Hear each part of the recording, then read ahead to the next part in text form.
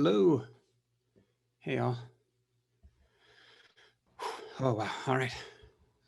So much going on. We're 4 minutes after. We've got the whole gang, or part of the gang. So my tardiness is an opportune time to say I was never intended to host all these meetings. Your ears were never made for so many terrible jokes. It's unnecessary. Let's make a point of having a topic today about identifying next week's host, next week's Meshery dev host. All right, and with that, let's get ourselves some meeting minutes and up and going. Hopefully, everyone on the call has access to these meeting minutes. We'll blow them up. If you don't, please say something in the Slack chat. And if you do, please drop your name in. And so there's a couple of newcomers on the call. It's time for us to get better introduced. Blossom, if you would, will you introduce yourself? And as you do, I will tell you this, and this is a word of warning for everyone. And that is,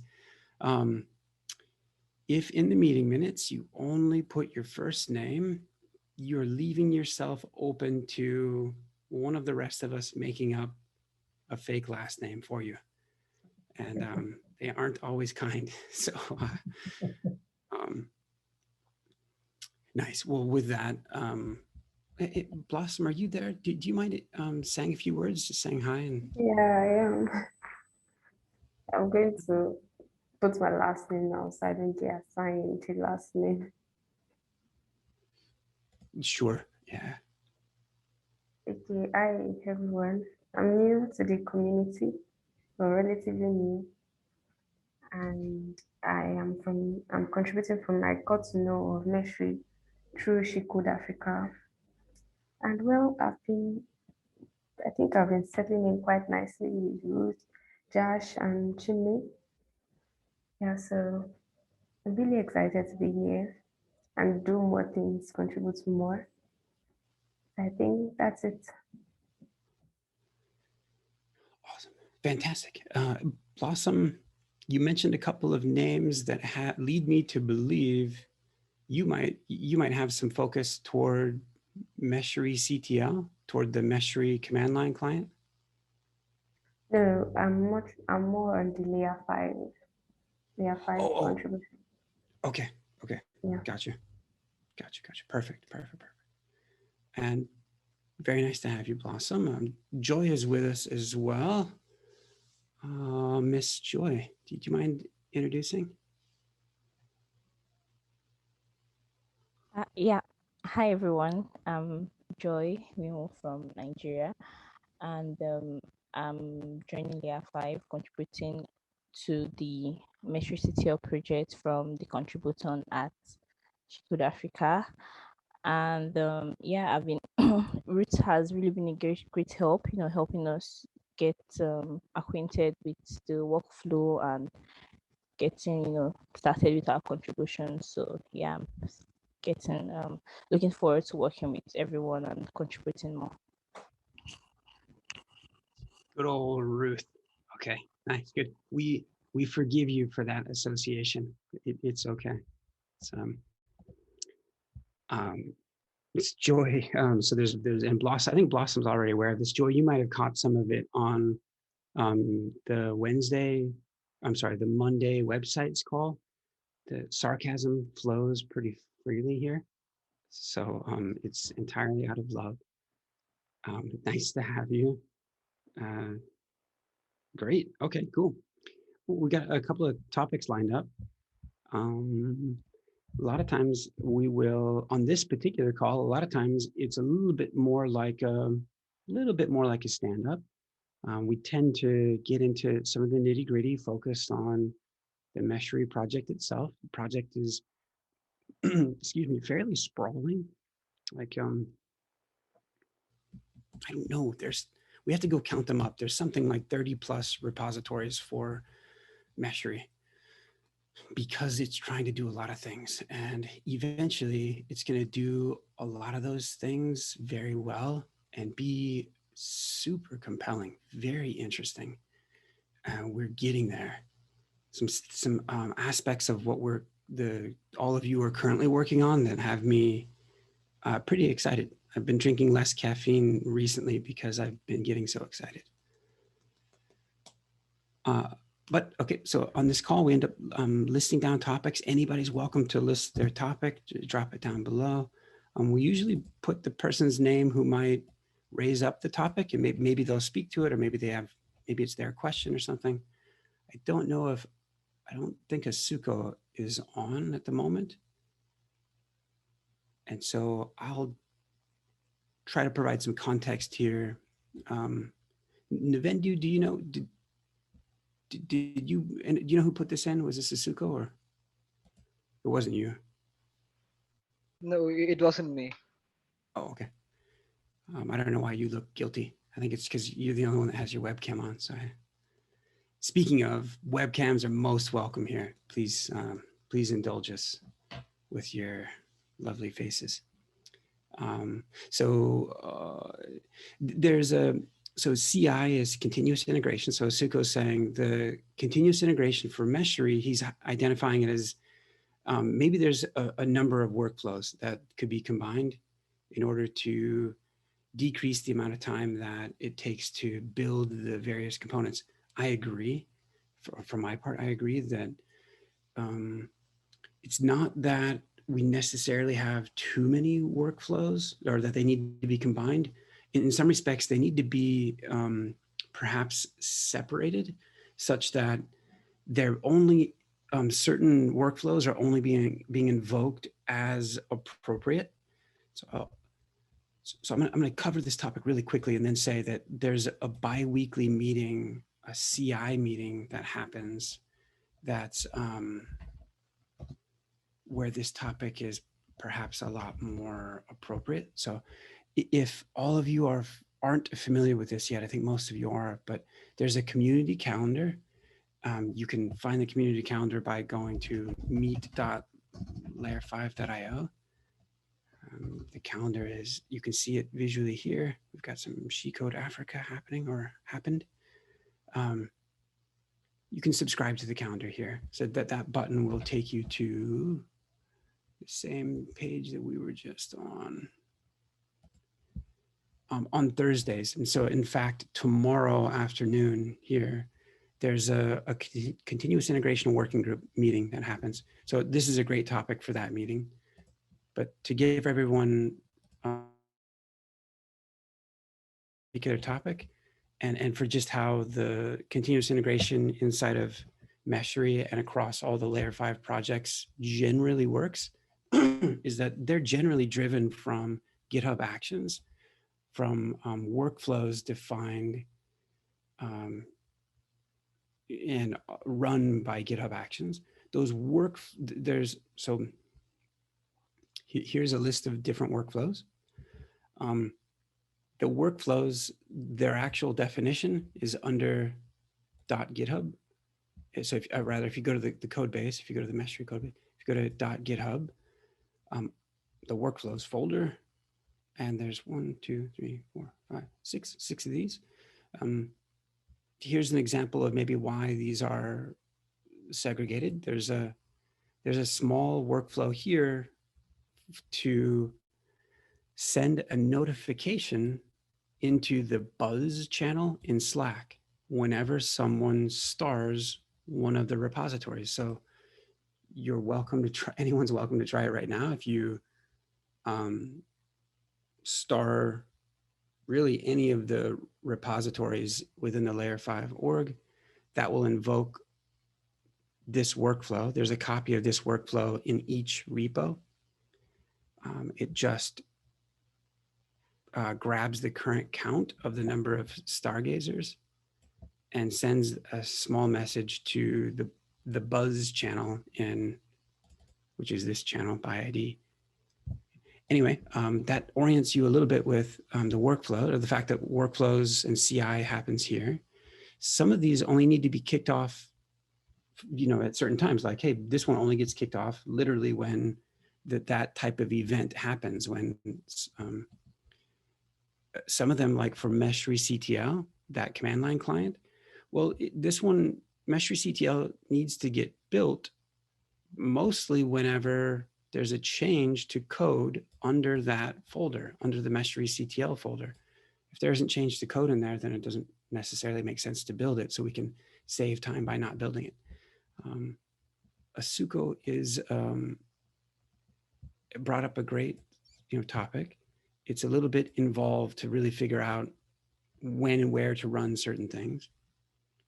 He himself is just familiarizing with the system, so I know that hasn't wrapped his head around all of it just yet. There is one thing that he's been working on recently is ensuring that we're publishing the Meshery Helm chart with every single Meshery release. So Abhishek, I had asked you recently to look at one of Asuko's PRs on this. Ideally, so I'll try to pull up the PR, but Abhishek, do you want to give everybody context for this work?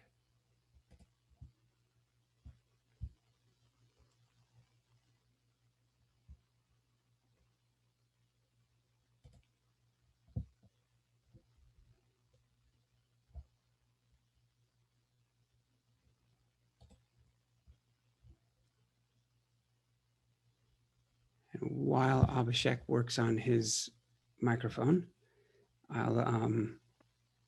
I'll say that if you're not, so you can install Meshery a few different ways. One way is using a tool called Helm. It's a very popular way to install applications on Kubernetes. So just like other package managers, Helm has a packaging system in which you can define, Helm calls it a chart. You can define a package that will install Meshery. In this case, it's a Helm chart. And that Helm chart, its description needs to update almost every time that we make a release of Meshery. Things in there might change. The way that we install Meshery might change. There might be a new adapter, or any number of things might change. We didn't have the release of those Helm charts automated in the past. And so Asuko is making sure that we're doing that. So since Abhishek, is your microphone working? No.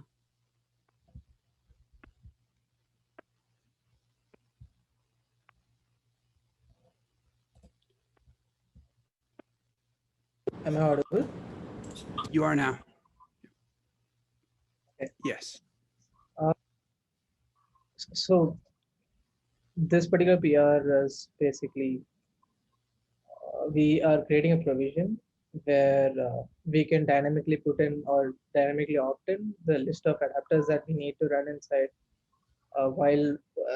the list of adapters that we need to run while running Meshery inside the cluster. So this particular change is based on something called values.yaml, which is supported by the Helm chart. So we just list down the list of adapters that we need to run in the values.yaml YAML manifest, and basically Meshery CTL would take care of it, and it would start the appropriate adapters while deploying Meshery in the Kubernetes cluster. Nice. And then Abhishek, as we go to merge this update, so two things. Asuko ended up making a GitHub action to publish, to compile, to create Helm charts and publish them. Mm-hmm. I think he ended up creating one because maybe the one that he found didn't support publishing from one repo to the next. So the manifest files for the Helm chart the source code is in the Meshery repo, but they get published to the Meshery.io repo that controls the Meshery.io website. And so that might, I think that's why he ended up creating his own action. So one thing is the action should be probably merged, pulled over and merged into, we don't want to have a dependency on a third party action. We want to ask that he pull that over. So I think he's aware of that. Maybe the last question in here is a reflection on the fact that there are two Meshery release channels, Edge and Stable. So does that mean that we should have an Edge and a Stable chart? Yep, it has to be the same as how we are publishing Docker images. Yeah, the interesting thing, or part of the challenge here is part of this, like part of the reason that we're is we're publishing this Helm chart to the Artifact Hub, or rather Meshery is available on the Artifact Hub. So this is artifacthub.io. If you search for Meshery, there's a bunch of Helm-based applications that people can install. Meshery is one of them. There's a couple of issues like here. One is that I don't know why the chart itself doesn't really need its own version. It should really be versioned since it's stored in the same repo, it can be versioned along with Meshery itself. I think that this will be really confusing for people if they're trying to install Meshery using Helm chart and the chart's carrying one version and Meshery is carrying a different one. That's kind of an aside issue that we should make sure to follow up on. The other one is, okay, if this chart is being published here and there's an Edge version and a Stable version, I don't know that Artifact, like we would have to have, I think, 2 entries in Artifact Hub, and this is something to reflect on. I don't know if that's desirable or if that's confusing to people. There are packages out here that have multiple flavors. So I'm trying to think of one. If we just browse this real quick, we should be able to see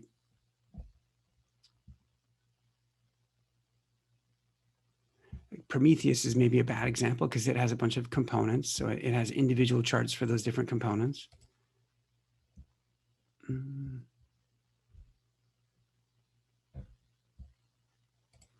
But maybe without finding an example, hopefully everyone is understanding what I'm saying about multiple instances of the Meshery chart out here. So Abhishek, any thoughts on that? We can maintain 2 different hubs, one for Edge artifacts and the one that we have right now is for Stable artifacts. Okay. Oh yeah, a good project to maybe reflect on is Linkerd, and because they come to mind as a project that has a Stable channel and a Edge channel, and so here the app version Stable hyphen something something. They're doing the same thing, Edge and Stable separate. This is good. Yeah, so Linkerd Jaeger, Edge Stable, Viz, Edge Stable. Yeah. Looks like a pattern that others have chosen to do as well. So Abhishek, it sounds like unless there's a dissenting opinion or a different view, Abhishek, maybe you'll follow up with Asuko to convey that to him. Sure, okay, I'll do that.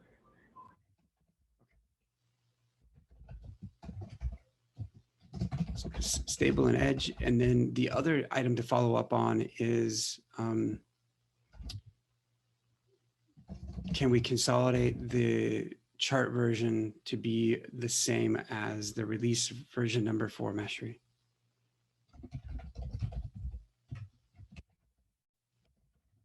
Does that make sense, or do you see that we shouldn't? Ideally, they should be, or it doesn't matter actually. As in, if we are having the channel independent, then if we it's not a mandatory case that we need to be in sync with Meshery's version, but it's it's basically our opinion, like whatever we agree upon. Yep. Um, yep. I think it's less confusing for users when there's just one version. They don't. Um, it would be, I think, maybe important to us if, like, see, as an example, they're using the same chart version is the same as their release version, which I think is helpful if I wanted to go back in time to an older version of Linkerd. While we go, I can see what version of Linkerd that is here because the chart versions are the same as the application version. That's nice. Okay. Unless somebody has a comment there, we'll go forthwith to Piyush on a system restart. Okay. Hello. Hey, Piyush. Yeah, hello. Hi. So let me just share my screen. Okay. And as you do that, Piyush, do you want to just introduce the topic to everyone and let them know what you're going to show? Okay. So this is about like the Meshery system restart. Navendu raised a issue that we should kind of follow the original Kubernetes way of restarting pods, that is terminating them and then restarting them. So that was the issue, and this is what I did. Okay, my PC is slow. Please be patient. Okay, so previously what we were doing here, that we were stopping Meshery completely and then we were starting it from the very scratch. Then what I did was, like, I was checking the current platform, and for Docker I did the same as before. And for the Kubernetes part, what I did is I grabbed pod interface, then the pod list, what are the pods running with the namespace Meshery, and then I kind of deleted them. Yeah, pods.delete, and I deleted those pods. They get terminated and they get restarted by default from Kubernetes. So here you can see Meshery, Meshery pods are running currently, and let's just run this command here.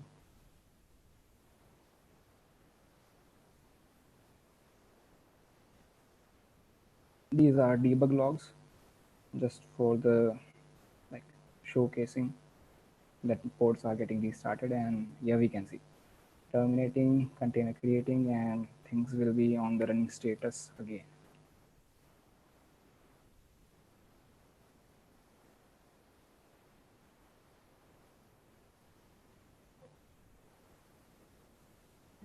Just like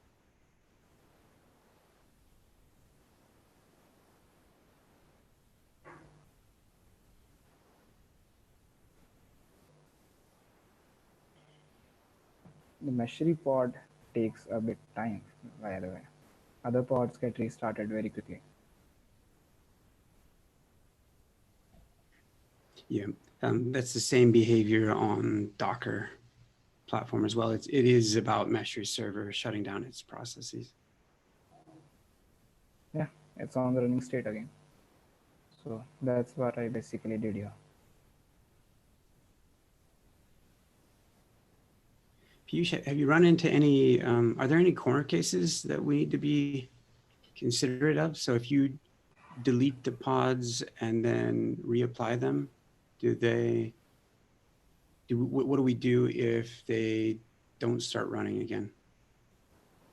Okay, so yeah, I haven't thought about that thing, because I read in the Kubernetes doc that if we want to restart a running pod, any by default, we just delete them using kubectl delete pods, and the command, the pod name, and then namespace after that. and it won't like it was not mentioned there that if there will be any case when we can it will fail or something like that. So I didn't did it, but I have raised an error. If it fails and by any chance, we will know it, and Yep. like we can encounter this in future. Right now I don't know if there will be any error or not. Yep. Yeah, it's not supposed to have an error, but it happens. Like maybe it couldn't, the images weren't cached in or were never cached, and it's trying to reach out to pull down the images, but it can't. Yeah, that Or can be an error. Image back pull off. There was an error with name image pull back off, but that happens when there is no image on Docker Hub. If it was already in running state, that means we are having that image on Docker Hub, and it will fetch it again and restart the whole pull. yeah, yeah. Technically, it doesn't mean those things. I guess what I'm trying to tell you, like, no, actually, it doesn't literally mean that. Like the images, in fact, have always been on Docker Hub. It might mean that your Kubernetes system can't talk to Docker Hub. It might mean that Docker Hub is currently rate limiting pull requests from your machine. It might mean that the images on your machine are on the Kubernetes cluster are cached, or maybe they're not.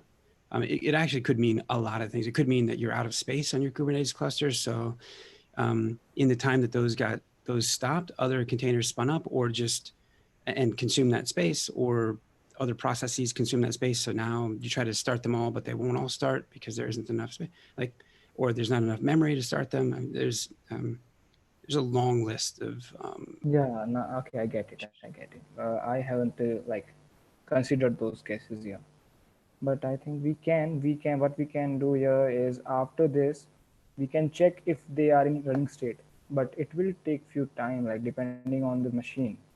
I don't know how much we should wait to check if Meshery is in running state now. Should we like what are your views on that? Like we are checking it now if it is in running state.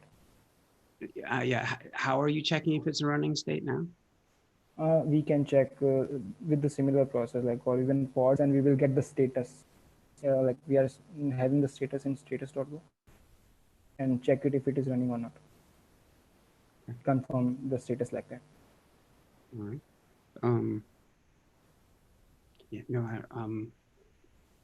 great. To your question, I don't think that we should check status on when you invoke the restart command. One thing that I don't know, I'm of two minds about. Like, I'm not sure if we should use the term restarting here, or like, especially since this is debug, we might want to say deleting pod, or like in parentheses, like restarting in parentheses deleting, or like deleting in parentheses then restarting, just because, like, yeah, it is the command that they invoked is a restart, so it makes sense to use restart. That said, literally what we are doing is deleting and then reapplying. Yeah, deleting and reapplying. Yeah, So and I'm not sure about that. You can tell me, I can make changes now, but I just wrote restart just for the sake of because it is a restart command. Makes sense. Any other perspectives from other folks on the phone? And is including deleting in parentheses is in a debug statement, is being more technically accurate helpful in a debug statement like that, with verbosity turned on?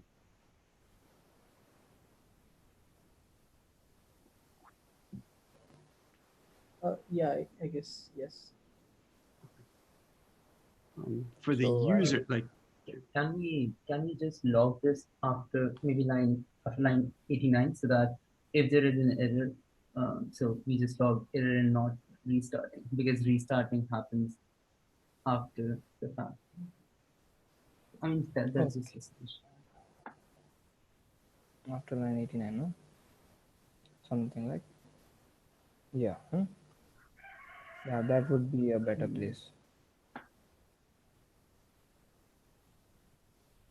and then Nivent or Piyush, do you know So that's a great, or so yeah, I think that I think we are getting consensus that, like, yeah, including the word delete or something in there, deleting since it's a debug statement, like that'd be great. You don't have to necessarily make the change now, what have you, but the other thought is for the messages that the user sees.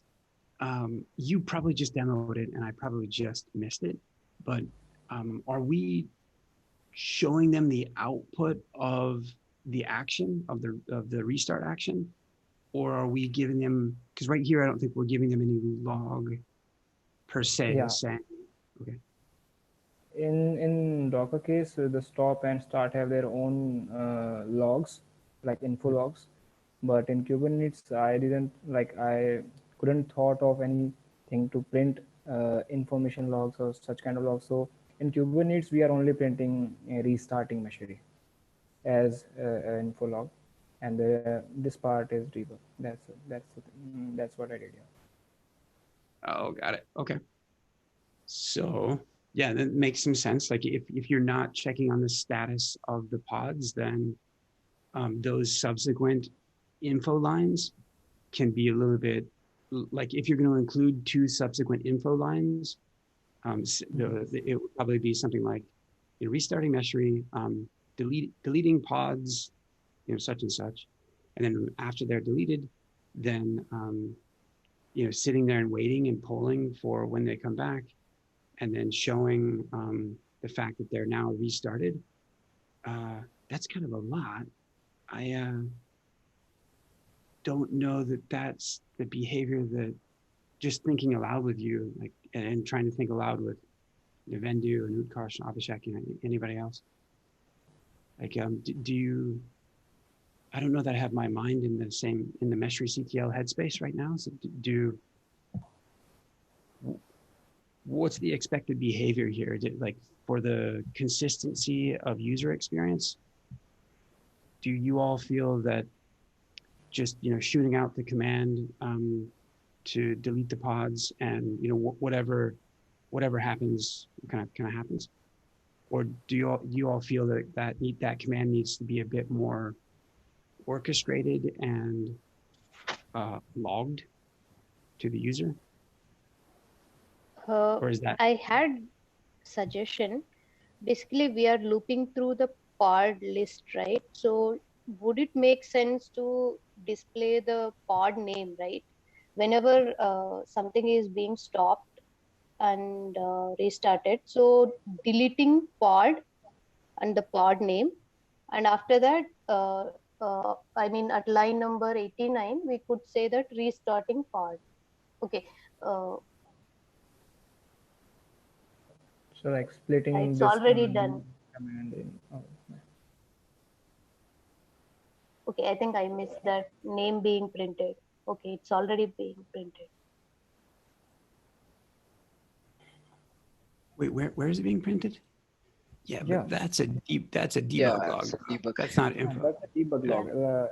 We are talking about info logs right now. So Husseina, that your suggestion makes a ton of sense. Because yeah,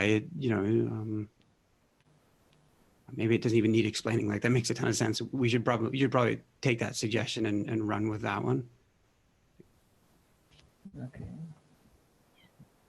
Like info logs.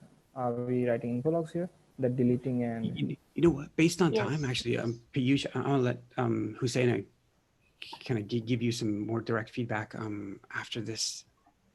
Yeah. After Sure. the demo, like, hey, successful demo, you're getting all kinds of feedback. All kinds of unwanted feedback. That's great. Piyush, anybody else have any other quick comments before we conclude?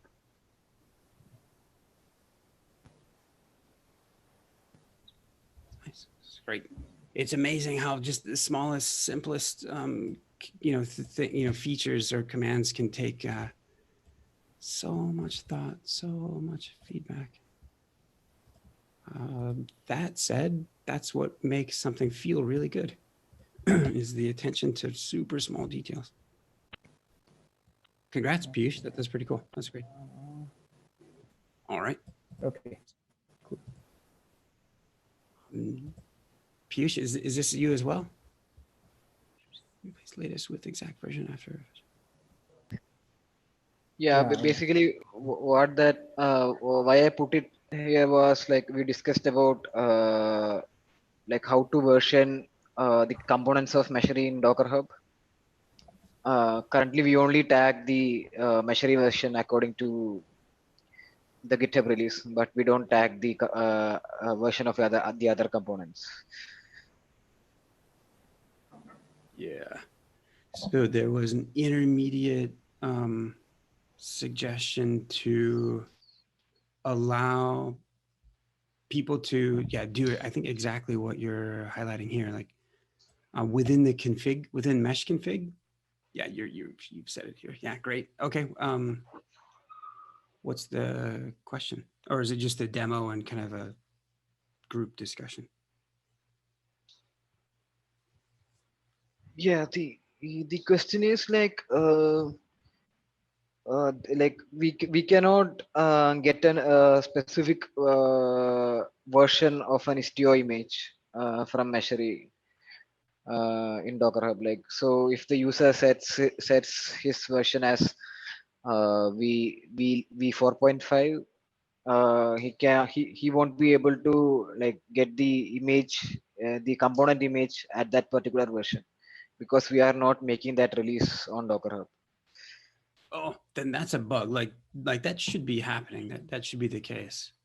You pointed one out recently where that was just a bug, but the system itself, the release workflow, does tag each of the adapter images with those tags. But if you're finding a systemic bug, we should address that. Yeah, it doesn't, like there aren't tags.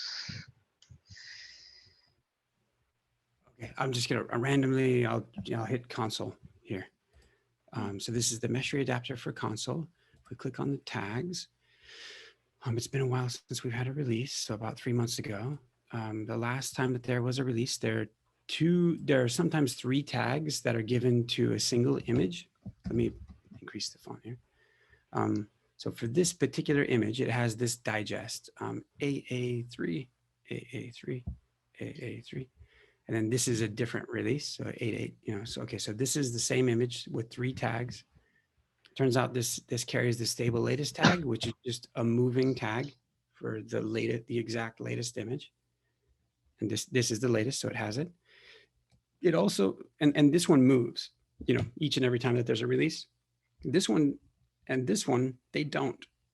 This one is a human readable, like what's the version number? What's the release channel? It's the stable release channel. What's the version? It's the, and then this other one is, it's always been questionable as to whether or not to have this other one. This is the commit SHA of the git commit SHA, but it also sticks with the image. So these 2 stay with the image. This one moves. So if we look at like the image prior, well, it was an edge release and it has 2 tags. This is this image 888F, 2 tags, latest or edge release, latest. So we go back in time to like the last time a stable was done. Okay, here's the next latest stable. So it has this git commit SHA and the version number, which is one prior. And then it doesn't have the latest tag. That's because the latest tag moved. So Navendu, I don't know, I'll leave the burden of proof of bug on you and say like, hey, from the perspective of what we need to accomplish here, yeah, we would like for the user to be able to specify stable -v0 4.2. And if it so happens that that tag is unavailable, that's a one-off issue that is hopefully not indicative of a systemic CI workflow issue, but could be. Is that satisfactory or entirely unsatisfactory? Yeah, so somewhat satisfactory. Like I will probably go and raise some issues here. Gotcha. Cool. And then, by the way, that's great. Thank you for that diligence in the venue. By the way, like it is of absolute zero. It's of negative value for us to go back in time and assign those older releases those tags. It is of value to make sure that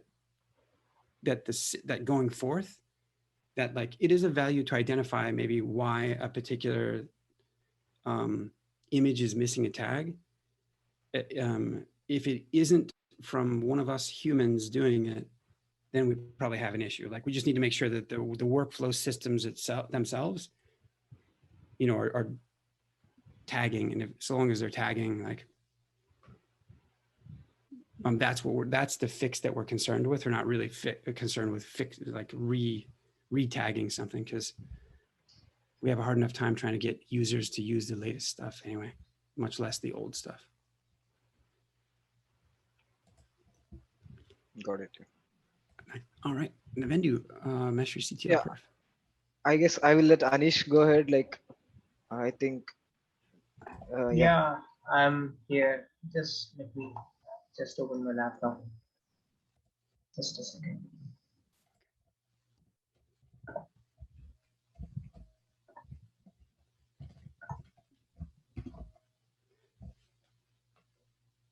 So while Anish is preparing, Navendu, do you want to introduce the topic? Yeah. What he's So we are recently adding some new commands to subcommands to Meshery CTL pattern. We currently have commands to apply and delete a pattern, and we are also adding support for viewing in the pattern and listing out the patterns. So Anish has been working on Meshery CTL pattern view, which will let the user view a particular pattern that they have. And I guess Anish has already a PR already. So if you guys can see my screen.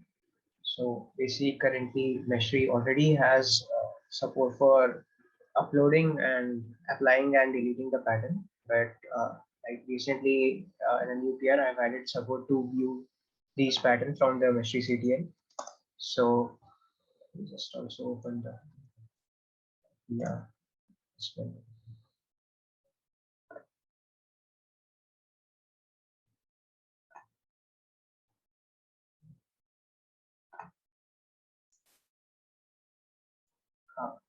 Yes. So we have added support to view a certain pattern based on its ID or name. Apart from that, you can also view all the patterns that are currently uploaded to the Meshery, and also set in which output format we want. Currently, we have support for JSON and YAML. So like, yeah, what we can do is we can do Meshery CTL pattern view, and I can then provide a pattern name to upon which I want to search on. So let's just say I want to search for pattern. Now this command also requires a token. So we have also added a system-wide token flag to the pattern subcommand. And so can do so I would get, what it will do is it would search, it would do a get request to the Meshery server, and if it's a name, it will search for the pattern in it. So Meshery supports a get request in which you can search by pattern name, and what simply this Meshery CTL will do is take out the first result and put it. So currently, the pattern that I've put it has a pattern name of pattern 2.yaml. So it's the closest match, that's why it's showing it. Now I can also search using the ID as well. So these IDs are basically a UUID v4.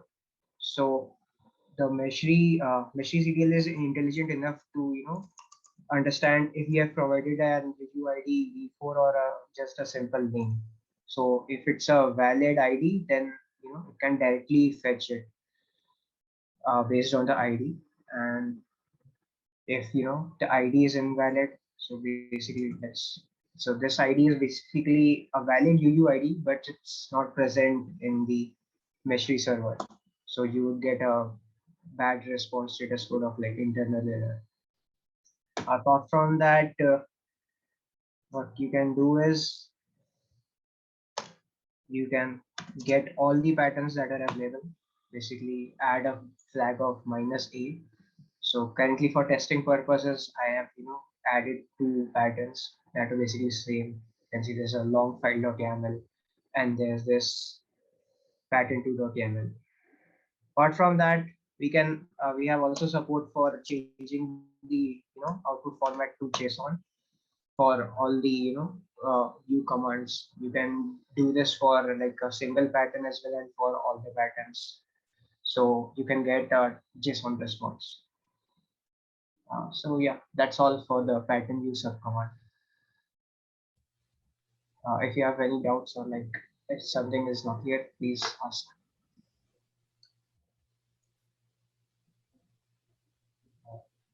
Major doubts here. I'm this is pretty terrible. I'm not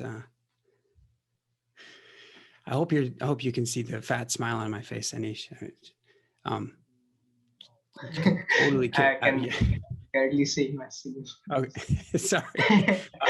No, yeah, like wow, great work, man. What fantastic. Actually, the issue that you bumped into with well, like trying to provide an intuitive user experience where you'd let the user search for the pattern by name or by ID, like whatever their preference. Yeah, it didn't occur to me that, oh, well, you sort of need to know like which endpoint is appropriate to query based on, and the fact that like that you won't be able, like you can see on your screen right now, there's an ID, it's a UUID, it's like, it's a long good, and there's a name, it's a human readable thing. That you can't just, you can't build logic into Meshery CTL necessarily to discern between the two, because if we were going to let someone search by ID, we wouldn't necessarily want to have to require them to use the full how many characters is that, but to use the full UI, but maybe just the first quadrant or the first sectant or whatever it is. You mean this, right? Yeah, that would be a lot more convenient. Yes. Yeah, I don't think that's currently possible because the API that Meshery provides us. So there are two types. Either you can do a pattern / directly ID, or what you can do is pass a parameter that pattern / search is equal to the name. We do not have support for searching through ID. It's searching through name or directly use the ID full. Yeah, it might be that that when I say we, I guess I should, like, I'm putting too much work on us, that like, hey, maybe we should just choose name as it's more as that's what we're mostly showing people. Like when you do I don't know if we have it yet, but if you do a Meshery CTL patterns, or I'm sorry, Meshery CTL pattern list, in the default output there, I don't believe that the ID is shown or is intended to be shown, which means that it's not currently implemented, right? Oh, okay. Of what's spec'd out, Yeah. if I remember correctly, like it won't, it'll just show a name. And so and that's what's generally human readable and friendly to see. It would probably be the name that people would mostly be trying to view. They'd say, okay, well, there's 10 of them here. I want to get more details on this one. They'll copy that name and then, view that. And I guess and that's just generally easier. There's a couple of questions. Utkarsh, do you recall, like the example that we're seeing here, the name of the pattern, it's pattern2.yaml. So the name of the pattern is that the file name. Yeah. Is there a separator? Like, are those one and the same? So I mean, when I uploaded them, that was the name. So if they are getting uploaded from the UI, so right now, whatever the file name is, that file name is going to be that file name is going to be kind of the pattern name, but actually that implementation will need to change maybe. So basically, we can separate out that dot YAML and basically separate out file name from the pattern name. Nice. Yeah, because because you could imagine, like I would imagine that most people would probably think that they would just use pattern to, like they wouldn't have to type in the extension of the file. And that, yeah, if they gave it a separate descriptor or a separate short name that, yeah, that they would refer to it. Actually, for searching, I don't think you have to. I mean, not saying that the previous implementation should not change. That should change. I mean, assuming that the file name is going to the parent file name, it's not a good assumption. But while searching, the API actually supports that you can just type the initials of the parent, and it will actually return back a list. It should actually return back a list. As far as I remember, the SQL queries that I wrote for that. So basically, what I'm trying to say is that .yaml is not a necessity. Gotcha. Yeah, that it's a greedy match, or that it.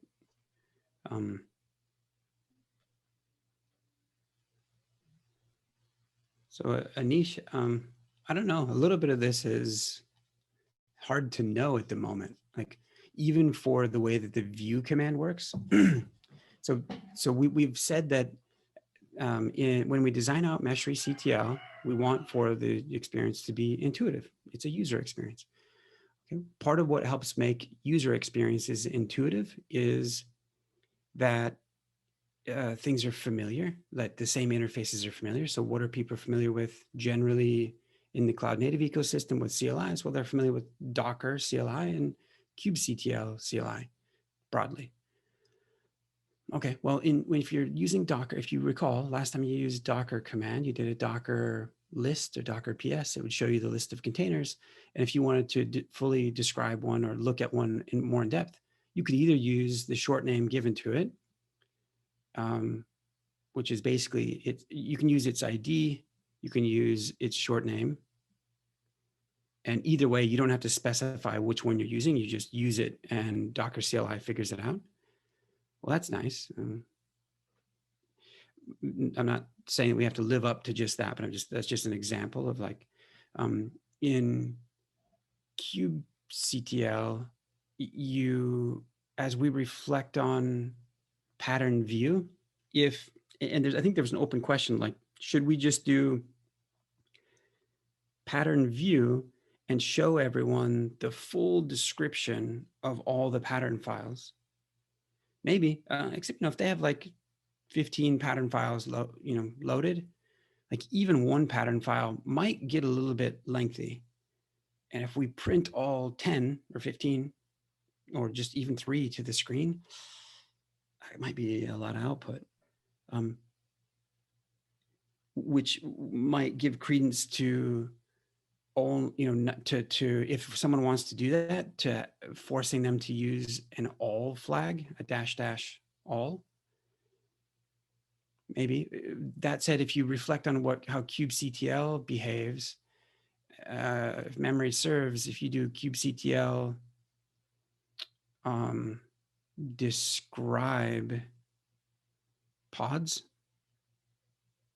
like a type of a thing, and not a specific pod, but just pods, I think it prints out all the full description of all the pods you might have, which is really long.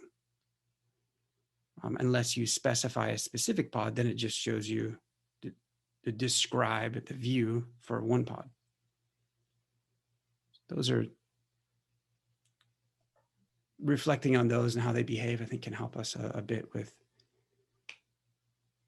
making some decisions. I think it's okay that, or rather also I'll say the commands that you're writing now, they will no doubt change over time as some of this becomes better understood, that the common use is that people have hundreds of pattern files, or commonly they have 4, or that that the pattern file that in the future, not only can you identify a pattern by its ID, by its file name, but also by a separate descriptor, like a short display name or name. That anyway, some of that will impact how this functions. So we should provide ourselves a little bit of grace as well. Maybe we can, print a sort of like a table instead. I think kubectl does that for many commands. Short, similar Yeah. to what we see like in the Meshery UI, in the pattern section. If you see, just get a simple table of pattern name and etc. And maybe then like you can add additional flag or like similar command that if you really want the full pattern itself, then you can see it, of course. Yeah, so we definitely, if you haven't, I'm not saying that you have, but if you haven't, certainly scrutinize these acceptance tests because they get really specific about whether or not the output is tabular or JSON. It might be in the list command. If you would, Anish, if you haven't, like also reflect on what's described in the list command, because that may inform this or change part of what this is. Because this one we're doing view. Yeah, the current PR is actually like following all these tests. It's like I had done. Yeah. If we were to, if one of the versions of pattern view was to give a tabular view, or to print this out in tabular format, I think the reason that it's printing out in JSON, one is because that's this JSON is I think the currently supported format for creating a new pattern file. And so the thought was you can sort of import export like this. You can view and manipulate it and directly,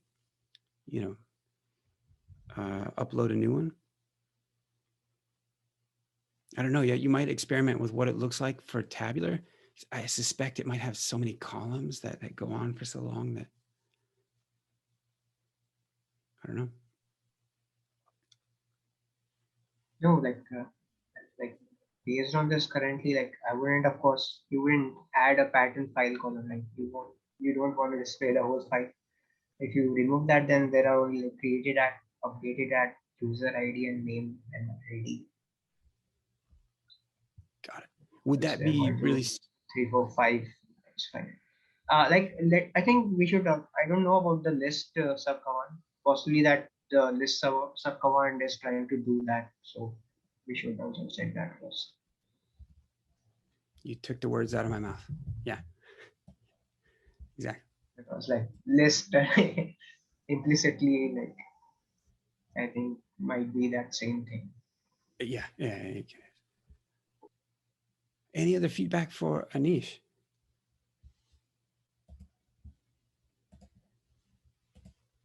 We are at time. Saved by the bell, Utkarsh and Navendu. Yes, that's anything that we missed for anyone today? Anything urgent? I had said at the end of the call, we'll try to identify a host for next week. Any volunteers to host the call next week?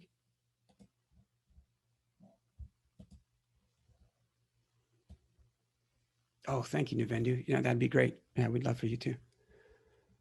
All right. Sure. No problem. Okay. Thank you, everybody. Very nice to meet some of you for the first time. And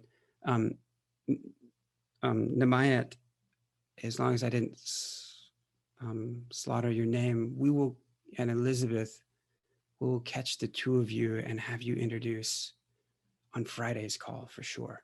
So nice to see you here, though. Okay. Thank you all. Talk to you very soon. Bye, guys. Thank you, guys. Bye, guys.